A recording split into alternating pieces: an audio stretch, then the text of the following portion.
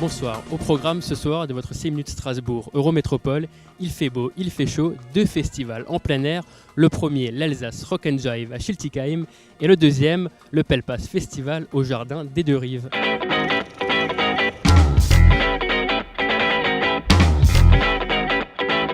Dès demain et jusqu'à dimanche soir aura lieu la 4e édition de l'Alsace Rock and Jive. Organisée par les Pin-Up d'Alsace et Coco Das Vegas, cette 4e édition aura lieu sur 2 points centraux. Le premier, place de la mairie avec tatouage, défilé et musique. Et le soir avec des concerts au Brassin. Regardez.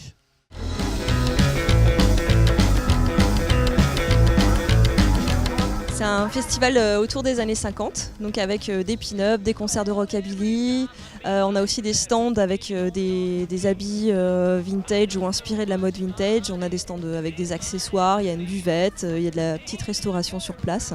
Il y aura une exposition de voitures anciennes. On a un dunk tank aussi, donc ça c'est c'est la grande nouveauté de cette année à Strasbourg.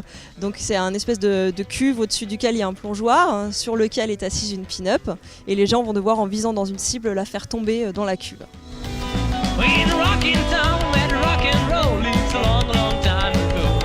On a voulu exprès faire entrée libre pour que justement un maximum de gens puissent venir goûter à l'ambiance des années 50, notre retour vers le futur à nous. Donc voilà, le soir, après le vendredi et le samedi soir au Brassin, il y a des soirées payantes avec 2 concerts et un show burlesque des Pin-Up d'Alsace avec 2 artistes de Paris qui viennent. Donc voilà, donc n'hésitez pas à venir, la billetterie est à la Fnac pour le vendredi et le samedi. Et sinon c'est entrée libre tous les jours de 15h à 22h.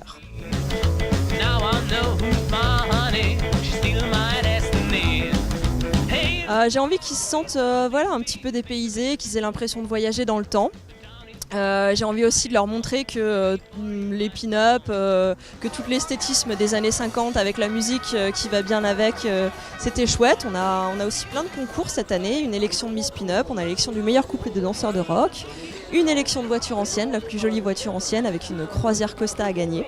Donc on a fait vraiment un maximum pour attirer tous ces gens qui aiment les années 50 et puis montrer que c'est rafraîchissant, c'est cool, les gens tatoués sont pas méchants, bien au contraire. Donc n'hésitez pas à venir faire un tour.